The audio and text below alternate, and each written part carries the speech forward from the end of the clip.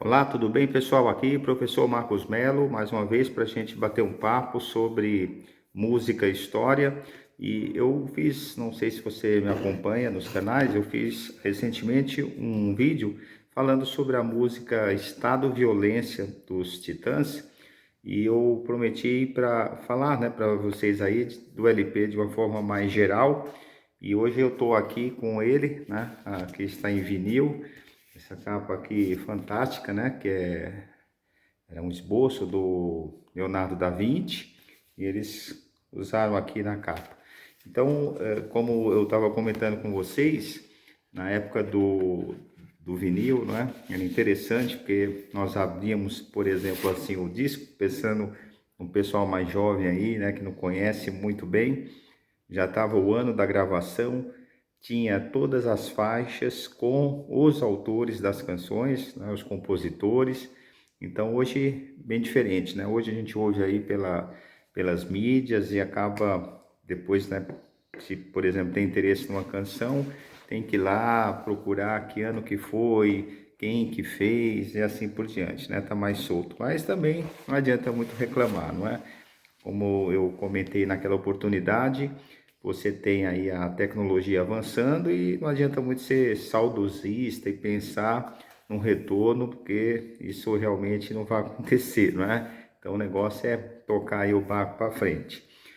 Então, pessoal, como eu estava dizendo para vocês, o ano da composição desse LP foi 86. Então, nós tínhamos acabado de sair da ditadura militar. Então, como eu sempre faço, né, com vocês, falar um pouquinho sobre essa transição. Então, a ditadura começou lá em 1964. Muitos imaginavam que era só uma simples intervenção assim cirúrgica, que no ano seguinte, inclusive, estava marcada, né, a eleição 65, mas elas acabaram não acontecendo, e aí foi uma sucessão de atos, extinguiu-se os partidos, extinguiu-se as eleições para presidente, governador, prefeito de capitais e de algumas cidades que eles consideravam importantes, estratégicas, e aos pouquinhos então foi se cerceando. Quando eles pediram, né, o Castelo Branco, que foi o primeiro presidente, pediu mais 2 anos, né, prorrogou para 67, segundo eles, para limpar a administração, e só que isso, na verdade, era papo furado, né? 67, eles indicaram outro militar, e muitos que estavam, inclusive, apoiando a ditadura passaram para oposição, mas aí já era tarde demais. Eles se apossaram da estrutura do Estado e foram cerceando cada vez mais. No ano seguinte, né, 68, veio o famoso AI-5, que acentuou o poder do executivo, acentuou a censura e assim por diante. Mas como eu disse, hoje não é aula sobre ditadura, só para você se situar aí. Vamos falar do fim dela, 85. E aí, como diz, né, o LP sai bem na sequência, né? 85 acaba a ditadura, 86 o disco. Só que essa transição, gente, foi muito frustrante. Eu, por exemplo, né, você percebe aí pelos meus cabelos brancos e tal, que eu vivi essa parte aí e foi frustrante por quê? Porque mesmo de forma indireta, porque as eleições eram indiretas, só votavam os deputados, então vocês imaginem, né? Só os deputados escolhendo o presidente. E esses deputados ali eram obviamente controlados, né, pelos militares. Então o que aconteceu? Mesmo indiretamente, o Tancredo Neves venceu a eleição, que era o candidato civil da oposição. Do outro lado estava o Maluf, né? Que, apesar de ser civil, era o representante lá dos militares, né? Escolhidos pelos militares para ser o candidato do partido, no caso, né? O PDS, que dava sustentação aos militares, a sustentação civil. Tanto é que hoje em dia os livros didáticos, os autores sérios sempre se referem à ditadura militar civil, inclui os civis, porque não pode, né, tirá-los dessa história, não. Eles apoiaram a ditadura, né? E aí, como eu estava dizendo, o Tancredo Neves venceu. Eu não tenho os números exatos aqui de cabeça, mas isso é facinho, né? Procurar aí na internet, nos sites de busca. 480, se não me falha a memória, contra cento e pouco, né? São 500 e poucos deputados. E aí o Tancredo Neves venceu. Só que tem um detalhe, o Tancredo faleceu na sequência. Então, muitos inclusive se falava, né, que ele foi assassinado, mas isso, gente, não procedia pelo seguinte: o Tancredo Neves sempre foi um político muito moderado. Ele não era aquele candidato, por exemplo, rejeitado pelos militares. Não havia razão para temê-lo. Então, realmente, tudo indica, né, as pesquisas mais sérias falam, ele estava com a idade, né, bastante avançada, se não me falha a memória, 72 anos, e aquela, embora fosse uma eleição indireta, mas foi quase como se fosse direta, porque precisava fazer, né, os comícios foram realizados para pressionar os deputados a votar no Tancredo, né? Então funcionou como se fosse quase que uma eleição direta, viagem para todos os estados.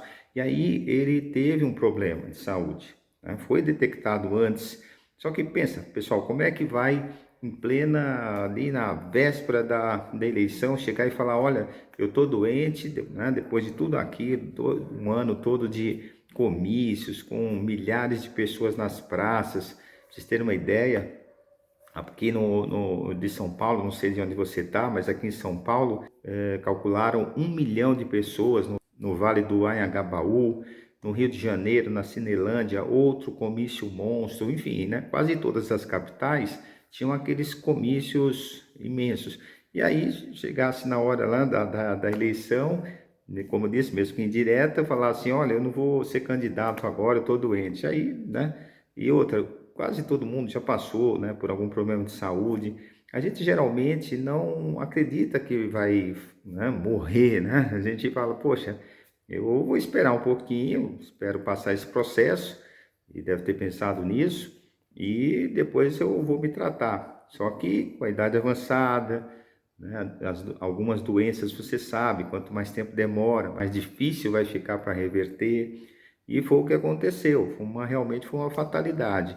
E aí ele não chega a assumir, e quem assume é o vice, que era o Sarney. Por que foi um balde de água fria? Porque o Sarney tinha feito carreira política inteira apoiando a ditadura. Ele pulou, gente, o barco no finalzinho, né, como muitos políticos, inclusive até hoje é assim, né? Enquanto eles estão ali, gente, das benesses, né, do Estado, dos cargos, eles ficam de boa, não fazem oposição. Quando eles veem que aquele barco está afundando, e aí eles vão em debandada. E foi isso que aconteceu. Eles saíram, gente, no último minuto ali, né? No último ano, no caso, para o partido de oposição, e foi um acordo. Eu tenho isso em outros vídeos, não sei se você me acompanha. Eu recomendo que você dê uma olhadinha nos outros vídeos também sobre esse tema. Mas enfim, aqui bem resumidamente, para você, como disse, não perder o fio da meada, eles saíram de um partido para o outro, né? E o Sarney, a barganha, na verdade, era essa, né? Tipo, olha, nós votamos em você lá no Congresso, só que nós queremos o vice do nosso partido, né? Que no caso era o PDS, que rachou. O Sarney foi ser o vice do Tancredo, só que o Tancredo, como eu acabei de relatar aqui, faleceu e o Sarney assumiu. Então é quase que para muitas pessoas era um sentimento de quase que continuidade. Tudo bem, formalmente ali a ditadura acabou, mas era uma pessoa que tinha servido à ditadura, não é, o Sarney? Então, tudo isso para dizer o seguinte: todas essas bandas de rock, né, não foram só os Titãs que apareceram, Barão Vermelho, Paralamas, o próprio Cazuza, com a sua veia também mais roqueira, né, ele fez parte. Depois nós vamos falar do Cazuza em outra oportunidade, Barão Vermelho, ele era o vocalista, né, depois seguiu carreira solo.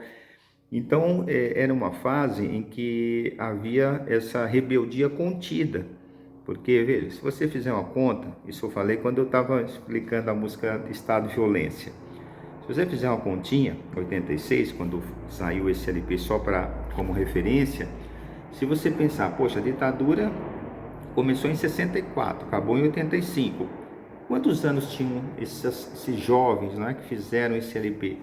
Eles, né, viveram toda a sua vida ali, estudantil, né, toda a sua juventude no período militar.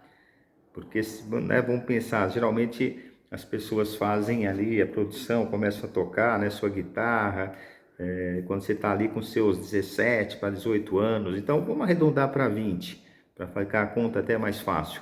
86, né, 20 anos atrás, 66, quando eles nasceram. Então, eles nasceram e viveram, como eu estava dizendo, durante a ditadura. Então, esses discos de rock, né, ou pelo menos a grande maioria, era um discurso muito radical. E olha, só para a gente pegar, estado de violência eu já falei, mas se você não viu ainda, eu vou, né, comentar aqui. Essa crítica aí muito assim acentuada das instituições. A outra é bichos escrotos, bichos, saiam dos lixos, baratas, entre nos sapatos dos cidadãos civilizados, e assim vai. É uma música, como eu disse, né, bastante contundente aí, uma crítica. Agora, gente, a família, ela até, vamos dizer assim, ela pega mais leve, né? Ela faz uma crítica à família, não deixa de ser uma crítica, mas ela tem um teor assim mais leve, quase que lúdico, né? Ela diz, por exemplo, família, papai, mamãe, sobrinha, e vai relatando, né, as coisas do cotidiano.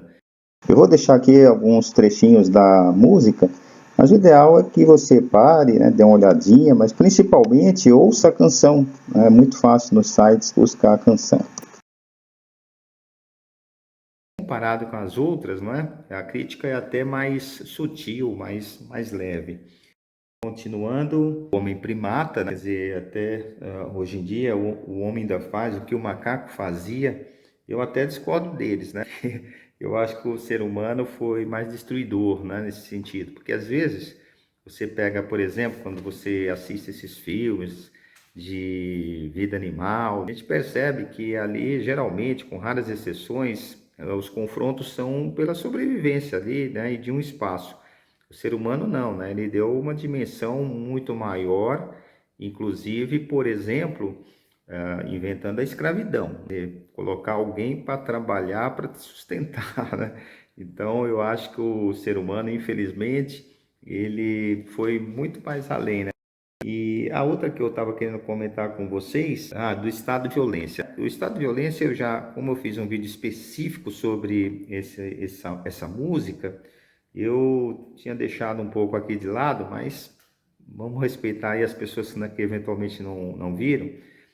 O Estado é uma das primeiras instituições, né, da humanidade. Então, quando você lembra aí das aulas de história que você teve no colégio, né, tem a pré-história, que era aquela fase que o homem vivia ali, primeiro, né, da caça e da coleta, depois descobriu a agricultura, e assim foi até a evolução entre aspas, né, pessoal?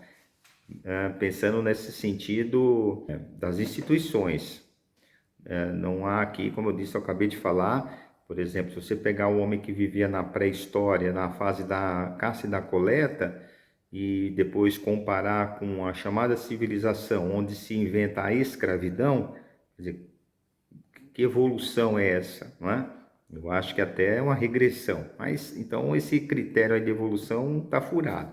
Mas só para você ter uma referência, como essa é a visão que a gente tem, né, da escola, pré-história, paleolítico, neolítico, idade dos metais e a história para você se localizar.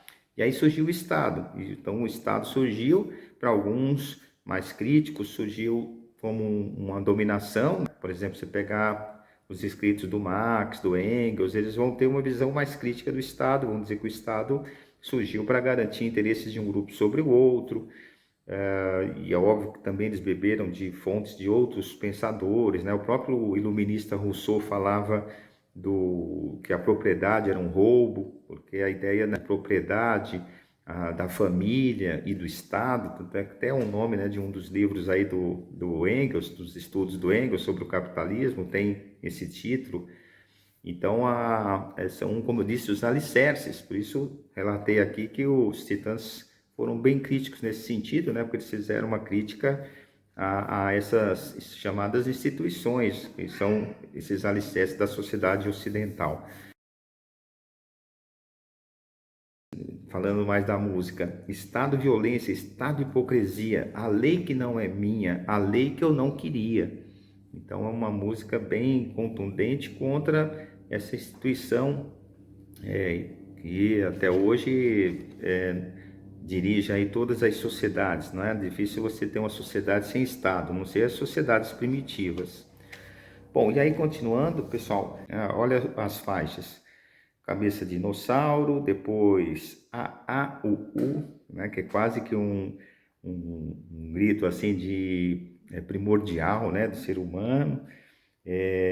Igreja, polícia, estado de violência, a face do destruidor, porrada, tô cansado, bichos escrotos, família, dívidas, homem primata, o quê? Então vocês estão vendo, só pelo teor, né? Só pelo título da canção, que todas eram muito críticas, muito contestatórias. E, como eu disse, uma juventude que viveu todo, né, seu período ali de juventude dentro de um regime fechado. Então, quando arrebentou, arrebentou como se arrebenta uma represa, né? Você vai represando, represando, quando você solta, bem com muita violência.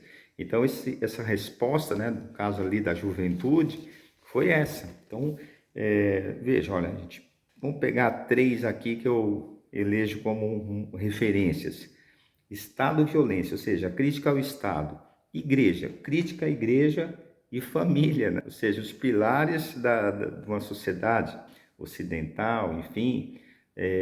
Polícia, crítica à polícia. Essa música, ela foi uma das que mais fez sucesso, até no filme Tropa de Elite. Tem uma cena em que as pessoas estão cantando na festa essa música e um deles era policial, inclusive, né? Fica meio irritado, não sei se você assistiu. Todas as canções são uma crítica aí muito contundente. Vamos pegar aqui, gente, alguns trechos só para a gente, como eu disse, não vou pegar aqui necessariamente na ordem, mas na faixa, por exemplo, 3 aqui, igreja, né? Olha, eu não gosto de padre, eu não gosto de frei, de bispo, eu não gosto de Cristo, eu não digo amém. Então você veja essa crítica aí. Hoje a gente sabe que as igrejas evangélicas, inclusive, são numericamente, né, superaram até mesmo a católica, mas na época a igreja católica ainda tinha a primazia, então a referência maior é sobre a igreja católica. A polícia, né, dizem que ela existe para ajudar, dizem que ela existe para proteger, eu sei que ela pode te parar, eu sei que ela pode te prender. Polícia para quem precisa de polícia.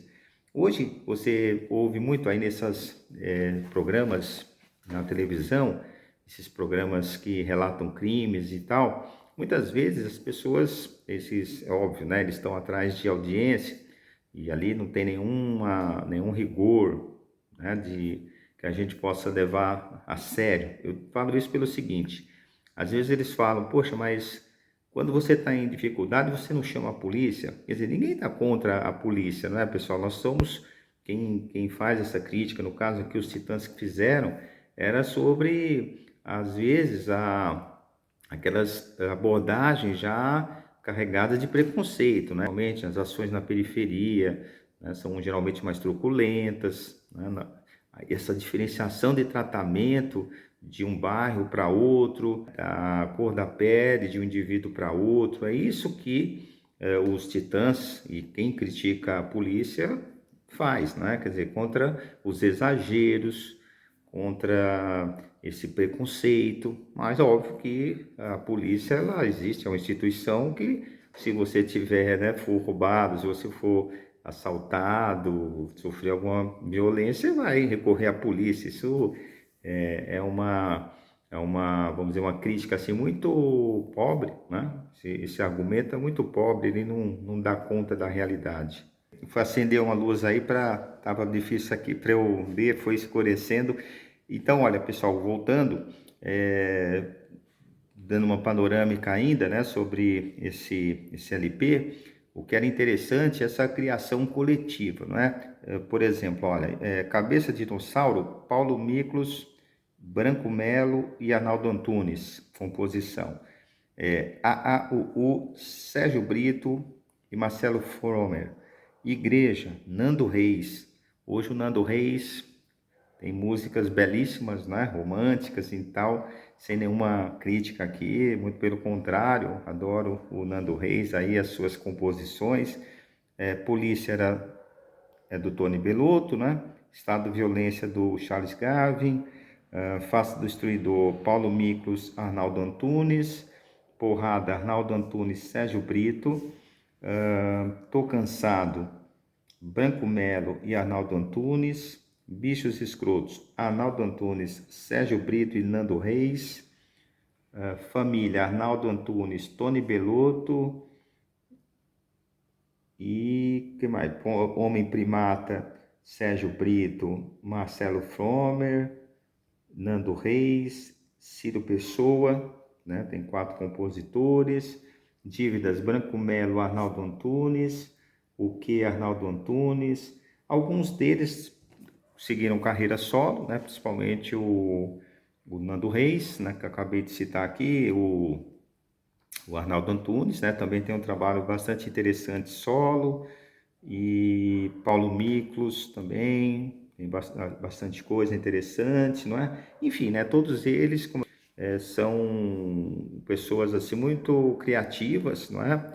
E fizeram carreira também independente do grupo, né? Dos Titãs. E o que eu estava querendo só para a gente mais ou menos, né, finalizar aqui, gente, é a seguinte: toda essa geração, né, como eu estava dizendo, Paralamas, o Legião Urbana, os Titãs, vieram com essa crítica muito acentuada, em função, como eu disse, do contexto histórico. Então, não sei se você me segue, como eu disse desde o começo, mas eu tenho trabalhado, desde os anos 90, eu tenho trabalhado muito essa questão. Eu sou professor de História e eu levava as músicas para ilustrar uma determinada situação. Inclusive, muito antes até da produção, né, e de ter estourado aqui o rock nacional. Então, na época era mais a chamada MPB, Chico, Caetano, né, Gilberto Gil, que são aqueles que até hoje, né, fazem músicas assim com esse teor mais político, tal, uma crítica social. Então eu levava na época eram uns aparelhos grandes, 3 em 1. Nós levávamos vinil e aí eu levava letra, a gente discutia com os alunos, enfim. E daí surgiu essa ideia de trabalhar esse tema e eu venho então trabalhando aí recentemente, por exemplo, essa semana mesmo, né, saiu aí uma música nova do Chico Buarque, que está um samba, onde ele faz várias referências e a gente consegue se situar justamente nos dias atuais, mais uma crítica à situação atual, enfim, então todos eles têm essa verve, né, vamos dizer assim, crítica e com esse teor mais político, mais crítico. E nos anos 80, o rock é que tomou, né, esse espaço aí. E também, óbvio que não foi só, né, nessa linha aí política. Você tem, por exemplo, a banda Blitz, que tinha umas músicas bastante também leves, né, falando né, mais do aspecto mais comportamental das pessoas, que também é interessante, não é? Então, nos meus programas eu procuro não só pensar no lado político, né? Nós falamos também muito desse lado comportamental. Na época por exemplo, dos festivais, né? Você tem destaque para o tropicalismo, né? Você tem a própria Jovem Guarda também, nesse sentido comportamental, deu a sua contribuição. Enfim, então essa é a ideia, né? A gente trazer aqui algumas canções, às vezes a gente trata de uma canção específica, às vezes trata de um tema, e assim a gente vai trabalhando essa relação entre a produção musical e a história. E só para a gente então amarrando melhor aí, 86, né, que é o ano que nós estamos pegando aqui como referência, já que nós escolhemos o disco aqui Cabeça de Dinossauro hoje. 86 foi o ano também onde a inflação tinha chegado a níveis absurdos. Então a inflação começou, depois você também, como eu falo, né, é muito fácil hoje em dia você pegar em sites esses dados. Eu também tenho alguns vídeos, eu até coloquei, porque era específico sobre o assunto, eu coloquei algumas tabelas de inflação mostrando, né, progressivamente Então, ali depois da década de 70, onde houve até um relativo controle, a partir dos anos 80, a inflação começou a disparar. Então, por exemplo, você não conseguia se programar. Você ia lá, passava numa loja, você via lá o preço de uma calça e, olha, sei lá, R$ 100. Quando você ia lá no outro dia era 150, no final da semana estava R$ 300. Era coisa assim que não dá nem para a gente imaginar hoje. Quem não viveu, quem é jovem, não tem ideia do que foi. Era um negócio absurdo. Então, se você, estou falando de uma calça, né? Imagina se você vai comprar uma casa, se você vai comprar um carro. Então, isso estava dificultando mesmo, né, os negócios. Então, era necessário, então foram necessários, né, na verdade, vários planos. Mas já que a gente está se situando aqui nessa data, houve um plano chamado Plano Cruzado. Tem esse nome justamente porque a moeda era cruzeiro e passou a se chamar cruzado. Eles cortaram alguns zeros, enfim, e fizeram uma série de medidas, das quais a mais importante foi o congelamento de preços. Então chegou assim, olha, o dia X, vamos supor que fosse hoje. Olha, ninguém pode mexer no preço de nada. Está congelado. Se o comerciante aumentasse o preço, poderia ser preso, pagar multa e tudo mais. Agora, veja, isso não funciona, porque o que na verdade teria que ter sido no mínimo feito? Um ajuste.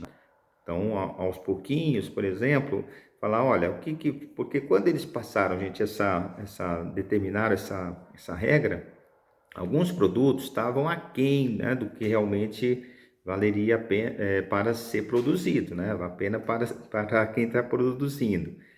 E alguns estavam muito altos, foi congelado, né, no máximo, vamos dizer assim, e outros no mínimo. Então, o que teria que ter acontecido? Né? Um equilíbrio. Olha, aqueles que foram congelados no máximo vão diminuir, aqueles que foram congelados no mínimo vão subir um pouquinho e tal. Porque, né, gente, nós vivemos numa sociedade capitalista, então não adianta você chegar e falar assim, por exemplo, que um pãozinho vai ser 10 centavos, né, o governo determinar, porque aí o dono da padaria não vai produzir, né, vai falar, não vou produzir um pãozinho para vender por 10 centavos, não vale a pena, e ele vai deixar de produzir. Foi justamente o que aconteceu, houve uma crise de abastecimento por causa disso, né? Por exemplo, o boi, né, ficou muito famoso, o boi gordo, por quê? Eles tabelaram a carne, só que o preço para os produtores estava baixo. Então, deixa o boi aí, né, não abate, deixa ele. Aí surgiu essa expressão, né, que o boi estava engordando no pasto, enfim. Então, o grande problema da redemocratização, porque o político foi meio que deixado de lado, né, porque, por exemplo, não tinha mais censura, não tinha repressão, acabamos de ver várias letras aqui super contundentes contra várias instituições, né, da sociedade. Então, o tema que ganhou mais relevância foi o econômico. E aí houve o plano cruzado, ele não deu certo. E por que eles não fizeram, né, esse reajuste? Porque haveria eleições no final do ano. Então, o plano, por exemplo, foi determinado em fevereiro. E em novembro haveria eleições.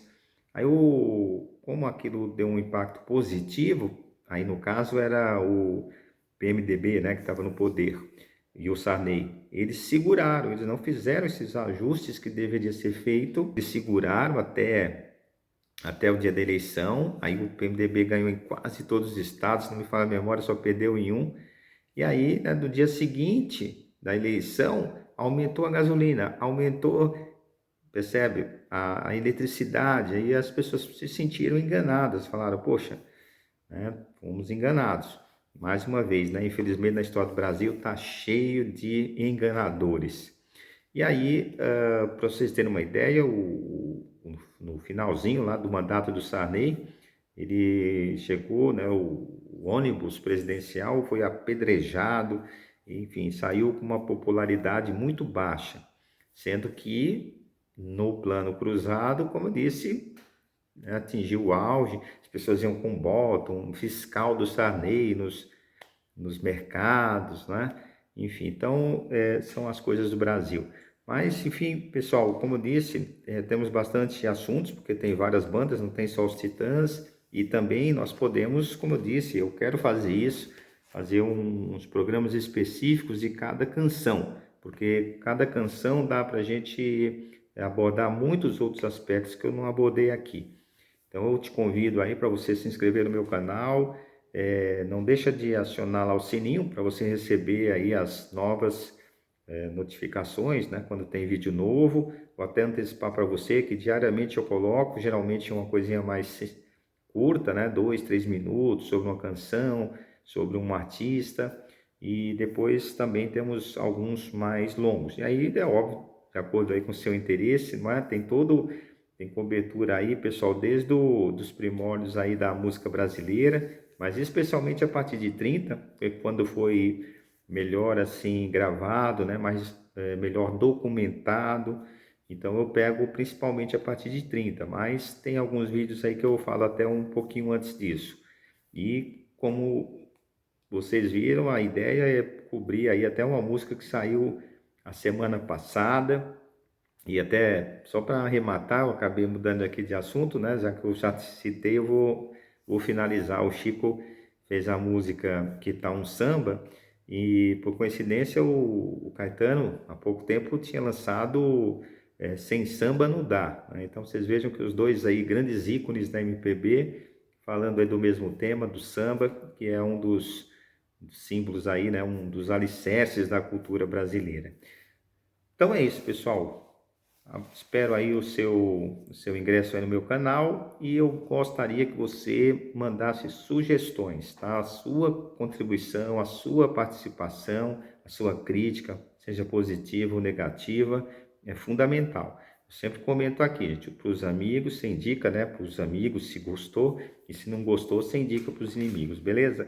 Então é isso, a gente se encontra aí nos próximos programas. Forte abraço e até mais.